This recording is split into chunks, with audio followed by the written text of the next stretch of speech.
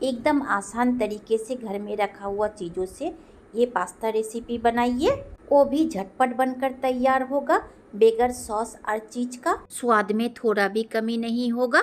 इस tasty pasta को मैं कैसे बनाई हूँ, वीडियो को स्किप किए बगैर पूरा देखें।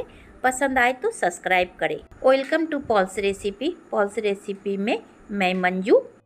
पास्ता पकाने के लिए छोटा पैकेट का पास्ता लिए हैं। कप से मापिएगा तो आधा कप से कुछ ज़्यादा पास्ता रहता है इसमें। पकने के बाद एक पास्ता फूलकर डबल हो जाता है। सुबह का ब्रेकफास्ट में पकाते हैं तो 2 से 3 आदमी इजीली खाएगा। इसे बॉईल करने के लिए पानी को गर्म कर ले। फुल फ्लेम में 1.5 गिलास पानी को गर्म होने के लिए बैठा दिए हैं। डाले स्वाद अनुसार नमक। 1 कप पास्ता में 3 गिलास पानी डाले ताकि बॉईल करने के बाद थोड़ा पानी बचे। देखिए पानी उबल चुका है। डाले थोड़ा तेल। आप कोई भी रिफाइंड ऑयल डाल सकते हैं, परंतु मस्टर्ड ऑयल ना डालें। पास्ता डालकर अच्छी तरह से चला दे ताकि पास्ता कढ़ाई के तले चिपक ना जाए। इसी पानी में डाले टमाटर, हल्का सा कट करके डाले।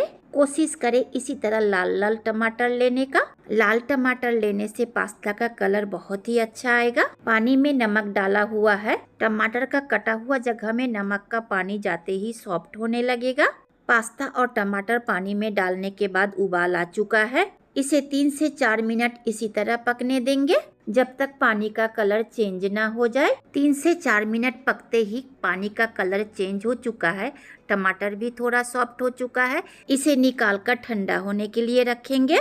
ठंडा होने के बाद टमाटर का पेस्ट बना लेंगे। 7 से 8 मिनट तक पास्ता को पका लिए हैं। पानी मार बनकर आधा बन चुका है। इसे निकालने से पहले अवश्य चेक कर ले पास्ता सीझा है या नहीं। ठंडे पानी में डालकर चेक करें। गरम में चेक करते हैं तो हाथ जल सकता है। उंगली से मैश करते हुए पास्ता को चेक करें। अगर मैश होता है तो समझ लीजिए पास्ता सीझ चुका है। पानी झराकर इसे निकाल ले। अगर इससे भी ज़्यादा पास्ता सीझ जाए तो फ्रिज का ठंडा पानी से पास्ता को धोकर 10 मिनट के लिए इसे फ्रिज में रख दे। इसका कुकिंग प्रोसेस पूरी तरह से बंद हो जाएगा। इसे एक डिश में फैलाकर रखेंगे ठंडा होने के लिए। इस पानी को फेंके ना, पास्ता का सारा फ्लेवर इसी पानी में है। फ्राई पैन को गरम करके डाले 1 टीस्पून रिफाइंड ऑयल। 2 तोड़ा हुआ अंडा को डाले फ्राई पैन में। डाले ऊपर से ब्लैक पेपर पाउडर। आप इसमें मिर्ची पाउडर भी डाल सकते हैं। डाले थोड़ा नमक। चलाते हुए 1 मिनट तक पका ले। इसे भुर्जी बनाना है, ऑमलेट नहीं। इससे ज़्यादा पकाते हैं तो भुर्जी सख्त हो जाएगा, खाने में चमड़ा सा लगेगा। भुर्जी पक चुका है, इसे निकाल ले।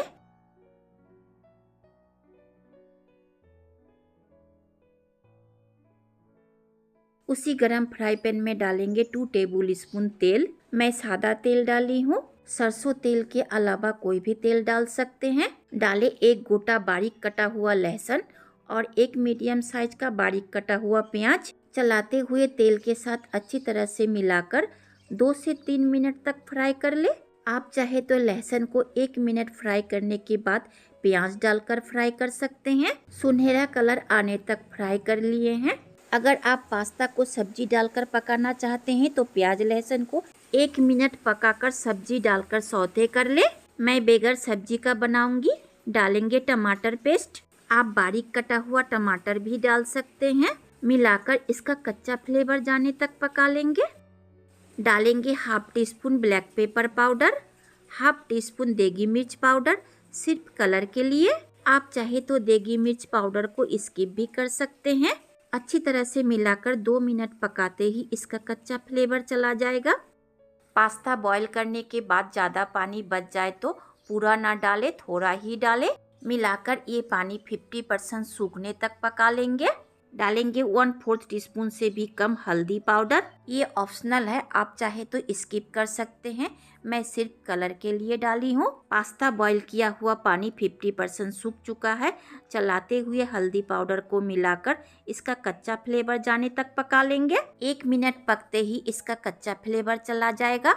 डाले बॉईल किया हुआ पास्ता। अच्छी तरह से मिलाकर 1 से 2 मिनट तक और पका लेंगे ताकि पास्ता बॉईल किया हुआ पानी और सूख जाए। पास्ता बॉईल किया हुआ पानी थोड़ा और सूख चुका है। डाले अंडा भुर्जी। तीखा के लिए डाले 3 बारीक कटा हुआ मिर्ची। आप बच्चों के लिए बना रहे हैं तो तीखा को स्किप करें या फिर ना डालें, चलाते हुए मिला लें। अगर आप सॉस डालना चाहते हैं तो इस वक्त डाल सकते हैं। सॉस डालने के बाद ज़्यादा वक्त तक पकाए नहीं, सिर्फ 1 मिनट पका ले। ज़्यादा पकाइएगा तो फ्लेवर कड़वा हो जाएगा। अगर चीज़ डालना चाहते हैं तो ओवन को ऑफ करने वक्त डालकर ढक कर रखें। पास्ता गर्म होने के वजह से चीज़ भी मेल्ट हो जाएगा। बनकर तैयार है बगैर चीज़ और सॉस का पास्ता रेसिपी। इसे गरम गरम प्लेटिंग करके नाश्ता या छोटे मोटे भूख में खा सकते हैं। आप देख ही चुके हैं, घर में रखा हुआ चीज़ों से ही ये पास्ता रेसिपी बनाए हैं। इस तरह से एक बार बनाकर खाकर देखें, बहुत ही टेस्टी लगेगा। खाने के बाद अगर टेस्टी लगे तो अवश्य लाइक शेयर सब्सक्राइब करें। बगल में आया हुआ बेल आइकन को भी प्रेस करें, जब भी मैं कोई नया वीडियो अपलोड करूँ उसका नोटिफिकेशन आप तक पहुँचे। अंत तक देखने के लिए धन्यवाद।